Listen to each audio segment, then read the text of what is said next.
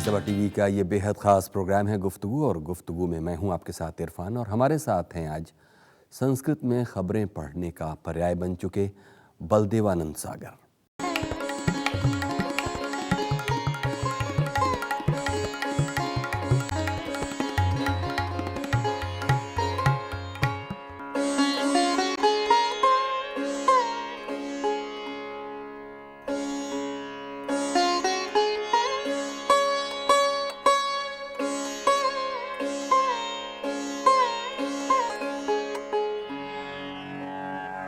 इयम् आकाशवाणी सम्प्रति वार्ताः श्रूयन्ताम्।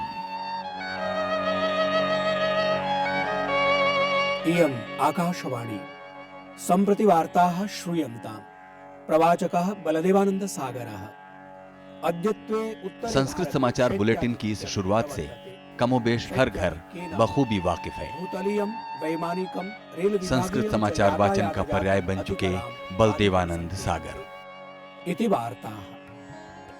बलदेवानंद सागर का जन्म 1952 में गुजरात के भावनगर में हुआ। भावनगर से शुरुआती तालीम के बाद बलदेवानंद सागर ने दिल्ली के हिंदू कॉलेज से पीजी की डिग्री हासिल की।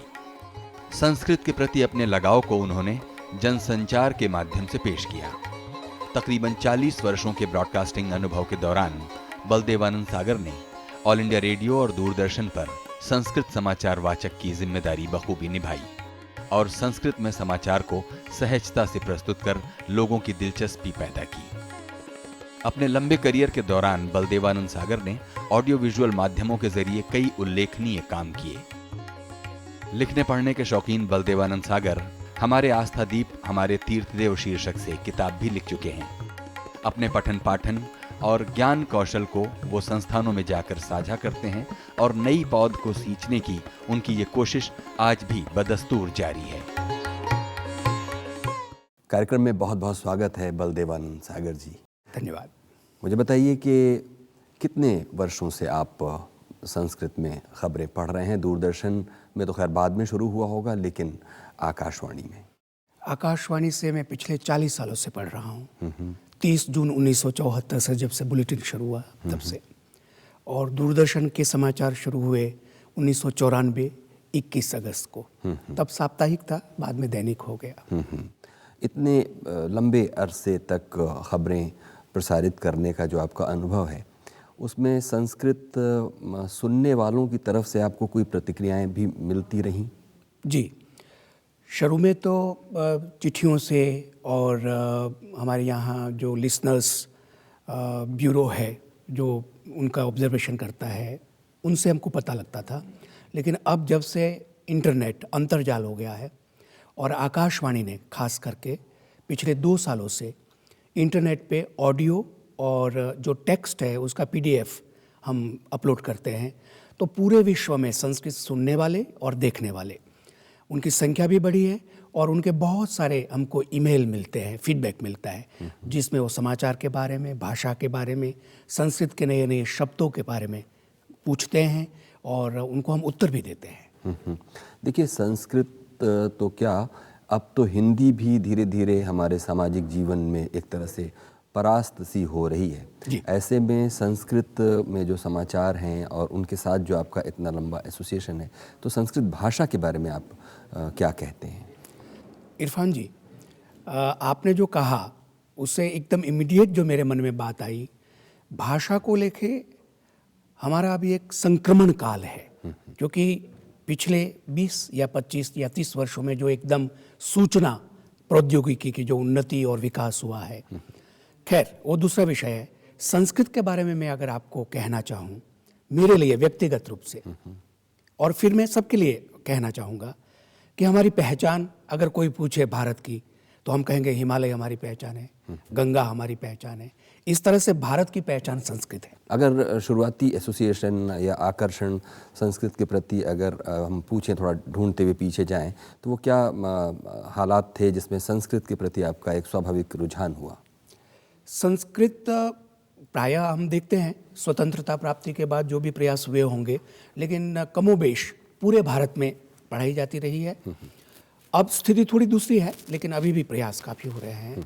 तो बड़े भाई साहब हम 5 भाई में से जो 2 बड़े मैकेनिक इंजीनियर, सिविल इंजीनियर भाई साहब पढ़ते थे, मैं सबसे छोटा। तो वो 10वीं तक तो उन्होंने ही पढ़ी है। और परिवार में जो हमारे कुल गुरु है स्वामी शिवोहम सागर जी महाराज जी, तो वो आते थे, गांव-गांव घूमते हैं, सत्संग करवाते हैं शांकर परंपरा में। तो जब वो श्लोक बोलते तो हमको बचपन में बहुत अच्छा लगता था। पिताजी के साथ जाते थे, उनको सुनते थे। तो कई हम कह सकते हैं कि अपने पूर्व जन्म के संस्कार के कारण हमें बहुत आकर्षण हुआ संस्कृत के प्रति, और हमने उनसे निवेदन किया। पहले पिताजी दादाजी को कहा, फिर गुरुजी के पास जाकर कहा हमको संस्कृत पढ़ना है। कैसे पढ़ेंगे? तो गुजरात का, मैं भावनगर जिले का रहने वाला हूँ, तो उन्होंने कहा कि आपको काशी में जाके पढ़ना होगा, क्योंकि वहाँ विद्या की नगरी काशी है। तो इस तरह से फिर यज्ञोपवीत संस्कार के बाद मैं काशी में आया और पढ़ा।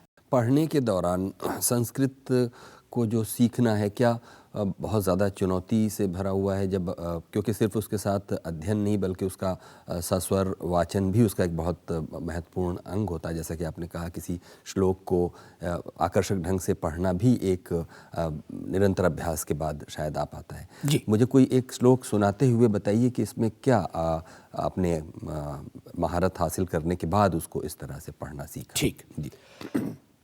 संस्कृत शब्द, इसका अर्थ होता रिफाइंड, परिष्कृत। संस्कृत, ये तो सब जानते हैं, बड़ा आसान है। सामान्य रूप से जब हम बोलचाल में कोई भाषा का प्रयोग करते हैं, तो एक तो बोली होती है जो हमारी बोलने की रोज की, और एक भाषा जो रिफाइंड होती है, साहित्यिक भाषा, जिसको कि हमारा संविधान भी मान्यता देता है। हमारी करेंसी नोट पे भी उन भाषाओं का सारा विस्तार से वर्णन होता है।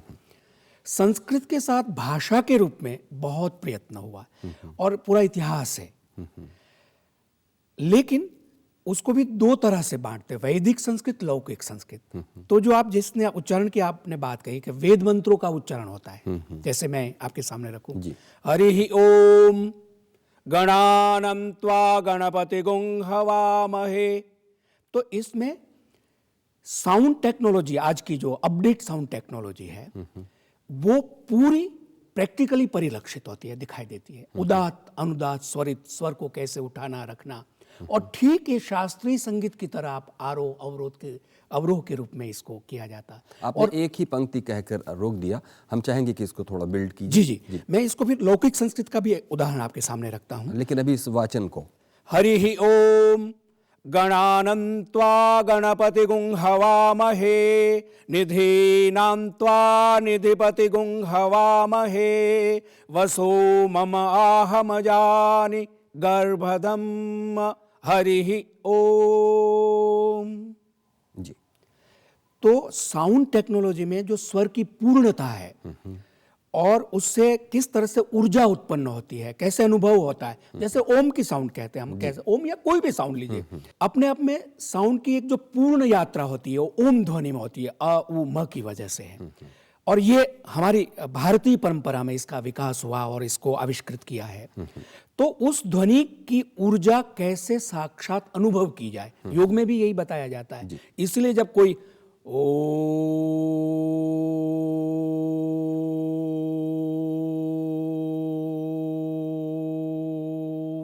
इस तरह से पूरी साइंटिफिकली इसका उच्चारण करता है, तो ऊर्जा भी प्राप्त करता है और शरीर में एक तरह से रिलैक्सेशन भी उसको मिलता है। ये बहुत साइंटिफिक है। तो इस भाषा को भी, संस्कृत को भी मैं इरफान जी कहूंगा कि ये पूर्ण है, वैज्ञानिक है और गणितात्मक है। हम बार बार इस बात को कहते हैं जो संस्कृत वाले हैं। क्यों पूर्ण? इसलिए कि स्वर और व्यंजन, वोवेल एंड कॉन्सोनेंट, वो कितने प्रकार का हो सकता है और कैसे कैसे इसका माइन्यूटली इसका मल्टीप्लिकेशन हो सकता है, वो सब आधुनिक जो हमारी साउंड टेक्नोलॉजी है उसके हिसाब से आप कह सकते हैं। और एक छोटा सा एग्जांपल मैं आपके सामने रख दूं समझने के लिए। जैसे हम समाचार पढ़ते हैं तो हम बोलते हैं हिंदी में भारत देश में ये बात हुई।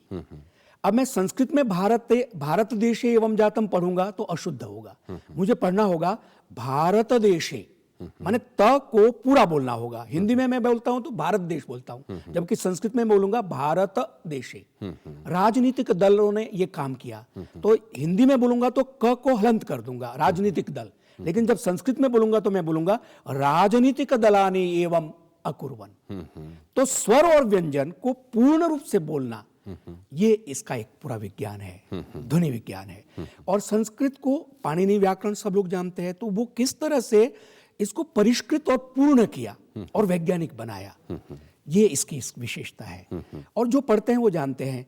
और हमारे सब जितने भी हमारे ग्रंथ है या विज्ञान की शाखाओं के प्रतिनिधि साहित्य है, वो सब संस्कृत में। वो तो आप जानते हैं, चारों वेद, पुराण और स्मृतियाँ, ब्राह्मण ग्रंथ, उपनिषद। तो इसलिए इसका महत्व तो है ही है, लेकिन महत्व को जनसामान्य में ले जाने के लिए हमको संचार माध्यम बहुत मदद करता और किया भी है और कर भी रहा है। ये जो आपने कहा मंत्र का जो वाचन आपने जिस तरह किया, ये सिर्फ इतनी आसानी से आपने ग्रहण नहीं किया होगा, इसमें एक लंबी यात्रा और शिक्षण भी इन्वॉल्व रहा होगा।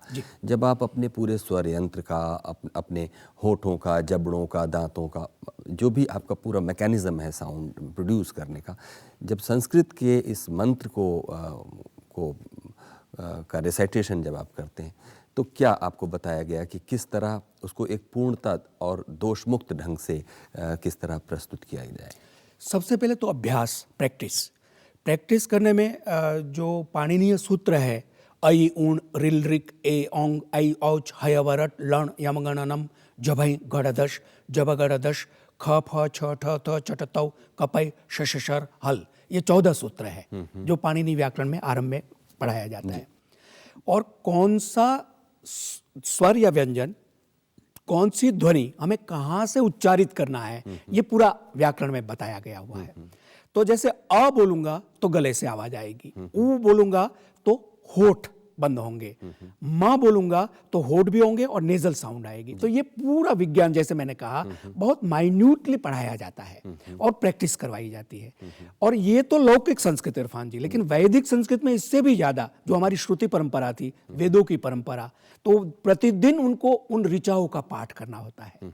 और वो करते करते करते फिर अभ्यास है, तो आप जानते हैं जैसे क्लासिकल म्यूजिक को, शास्त्रीय संगीत को अभ्यास के द्वारा सिद्ध किया जाता है, इसी तरह से वेद पाठ को सिद्ध किया जाता है अभ्यास से। अभी वक्त है एक छोटे से ब्रेक का। ब्रेक के बाद हाजिर होंगे और बातें जारी रखेंगे। संस्कृत समाचार वाचन का पर्याय बन चुके बलदेवानंद सागर से। तो अब बात यह आती कि क्या संस्कृत व्यावहारिक नहीं हो सकती या बोल नहीं सकते? सर्वेपि संस्कृत संभाषणम कर्तुम पारयन्ति, केवलम अभ्यासः अपेक्षते। अभ्यासार्थम सर्वैः यदि प्रयत्न क्रियते संस्कृत भाषणम सरलम अस्ति। अब आप समझ गए, मैंने जो बोला वो डिफिकल्ट नहीं लगा होगा, सब श्रोताओं को भी समझ में आ गया होगा।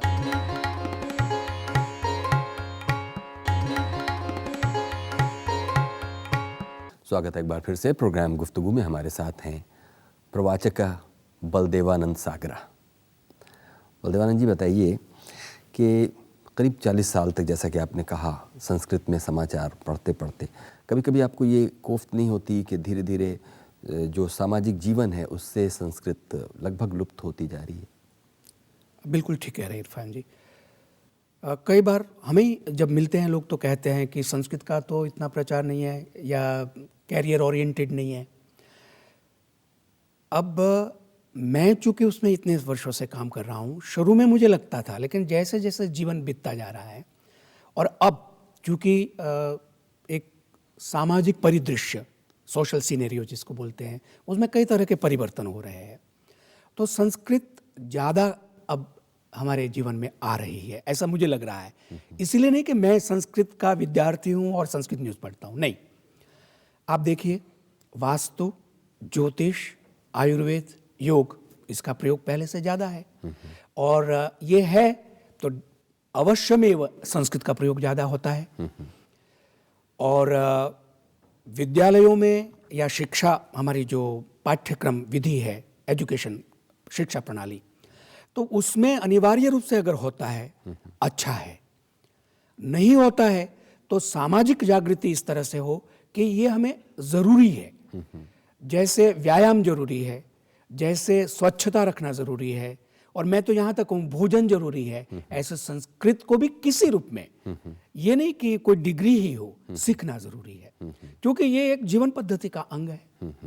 देखिए, स्कूल में अभी भी स्कूलों में कुछ कक्षाओं तक, शुरुआती कक्षाओं तक संस्कृत पढ़ाई जाती है, लेकिन जब तक संस्कृत पढ़ता है बच्चा, उसको ये समझ में नहीं आता है कि उसका वो उपयोग जीवन में क्या करेगा। सिवाय इसके कि वो रट्टा मारकर बालका बालको बालका बालको बालको वो करते करते वो लकार और लिंग रटते रटते वचन याद करते करते सिर्फ परीक्षा पास कर देता। उसके जीवन में उसका कोई उपयोग अभी तक तो समझ में नहीं आया। खुद आपने दूरदर्शन पर और आकाशवाणी पर इतने लंबे समय तक समाचार पढ़ा, आपको क्या लगता है किसके लिए वो समाचार पढ़ा जाता है, कौन उसका भोक्ता है? जी, जैसे इरफान जी आपने कहा, कमोबेश सब लोग इससे जुड़े हुए हैं। मैं तो यूं कहूँगा। कैसे? तो बहुत सारे उदाहरण हैं मेरे सामने, तो सीधे नहीं है डायरेक्ट जुड़े हुए, लेकिन अब जैसे गांव का आदमी, दूर दराज गांव का आदमी गंगा स्नान करेगा और अपने पितरों का तर्पण करेगा, कुछ कर्म विधि करेगा, मतलब कर्मकांड से। अब वो कर्मकांड किया जाता तो संस्कृत के माध्यम से किया जाता हो, तो आप जानते ही हैं। इस तरह से हमारे जीवन में षोडश संस्कार है, विवाह हो या कोई भी यज्ञोपवीत हो, नामकरण हो, सब में संस्कृत है। इसके अलावा भाषा शुद्धि के लिए बहुत जरूरी है। हिंदी बोलूं या बंगाली बोलूं या गुजराती कन्नड़ बोलूं मैं, लेकिन मैं शुद्ध गुजराती, शुद्ध बंगला या शुद्ध कन्नड़ बोलने के लिए भी मुझे संस्कृत की जरूरत है। क्यों?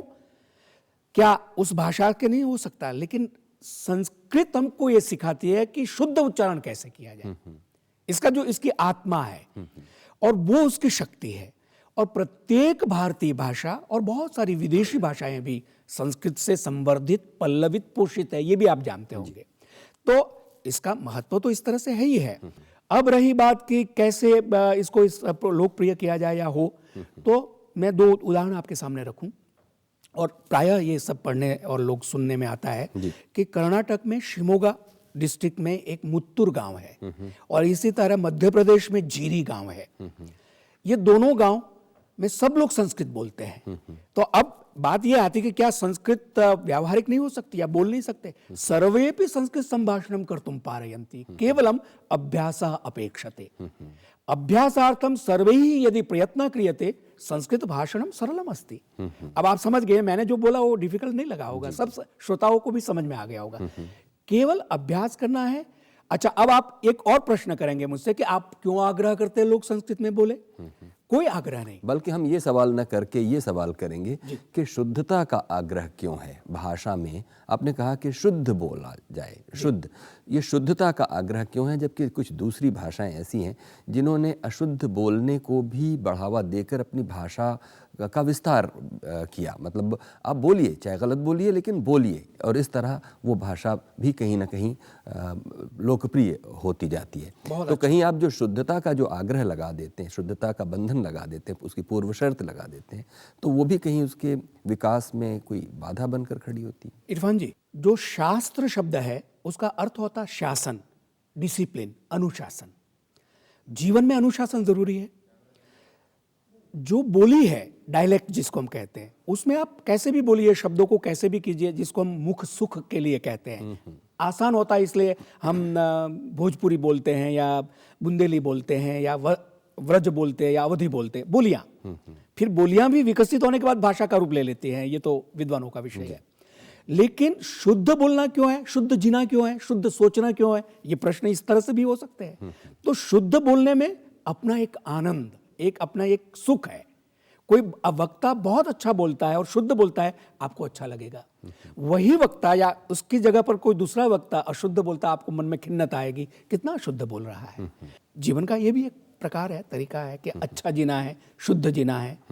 तो उसके लिए शुद्ध बोलना जरूरी है और उसके लिए ये भाषा का अपना एक अध्ययन, अध्यापन इसके लिए बहुत जरूरी है। अभी वक्त है एक छोटे से ब्रेक का। ब्रेक के बाद हाजिर होंगे और बातें जारी रखेंगे बलदेव आनंद सागर के साथ। केयूरान विभूषयन्ति पुरुषं हारान चन्द्रोज्ज्वला न स्नानं न विलेपनं न कुसुमं नालंकृता मूर्धजा वाण्येका समलंकरोति पुरुषं या संस्कृता धार्यते, या संस्कृता धार्यते। इसमें महाकवि भर्तृहरि जी ने वाणी की महत्ता बताई है।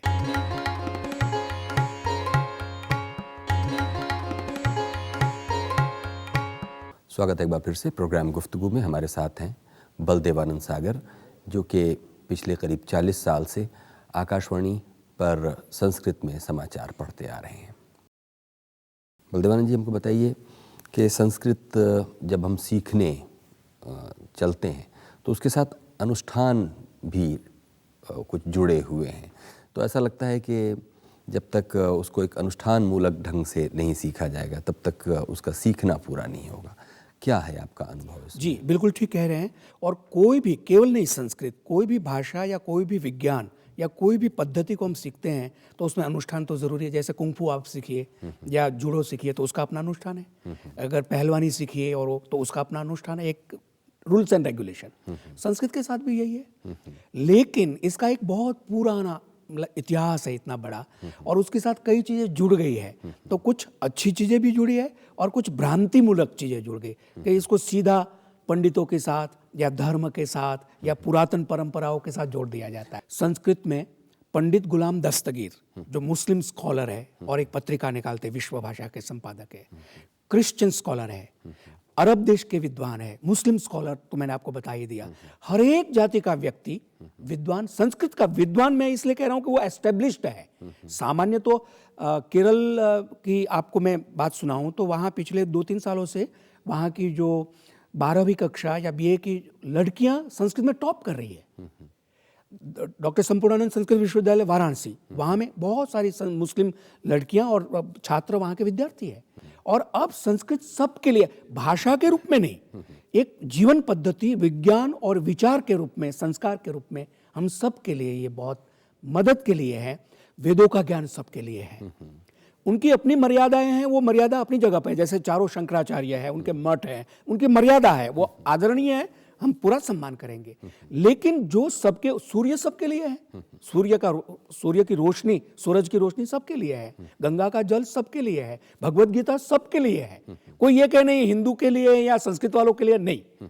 तो ये स्वीकार करना होगा और ये स्वीकार पूरा समाज कर रहा है। ये बड़ी खुशी की बात है। और 21वीं शताब्दी में इसको हम कहेंगे कि कहीं ना कहीं हमको लग रहा है कि कल हमारा बहुत सुनहला और सुखद है। जी, यहीं पर हम आपसे ये भी जानना चाहेंगे कि संस्कृत भाषा में, जो कि प्राचीन भाषा है, उसमें जो साहित्य संचित है, ज्ञान की जो बातें हैं, कुछ बातें ऐसी हो सकती हैं जो आज उतनी प्रासंगिक ना रह गई हों, लेकिन कुछ ऐसी बातें जो शाश्वत हैं और जो जीवन अनुभव का एक निचोड़ है। आपसे अगर निजी तौर पर पूछें कि कौन सी ऐसी चीज़ें हैं जो आपको बहुत एक दार्शनिक रूप से आपको संबल देती हैं और प्रेरणा देती हैं? उपनिषदें, गीता, भागवत, ये सब, विष्णु सहस्त्र नाम, जैसे सुब्बलक्ष्मी जी का गाया हुआ आप भी सुनते होंगे, मतलब वो उसको सुनते रहते हैं। स्तोत्र को सुनते हैं, मैंने खुद कई स्तोत्र, मुझे सौभाग्य मिला है अपनी वाणी से रिकॉर्ड करने का, उसकी सीडीज वगैरह बनी हुई है। तो इस तरह से फिर संस्कृत नाटक हम लोग करते हैं। तो संस्कृत नाटक में किस तरह से अपने आप को अभिव्यक्त करना, नाटक के बारे में अगर मुझे कहें, न केवल संस्कृत नाटक, टोटल रंगकर्म, थिएटर, वो प्रत्येक व्यक्ति के लिए अनिवार्य होना चाहिए, मैं कहूँगा, स्कूल में भी। क्यों कि बालक का व्यक्तित्व विकास थिएटर से, रंगकर्म से होता है। कैसे बोलना, कैसे अभिव्यक्त करना, कैसे बॉडी लैंग्वेज रखना, कैसे कॉस्ट्यूम पहनना, कैसे प्रसाधन करना, ये नाट्यकर्म ही तो सिखाता है, भरत का नाट्य शास्त्र है।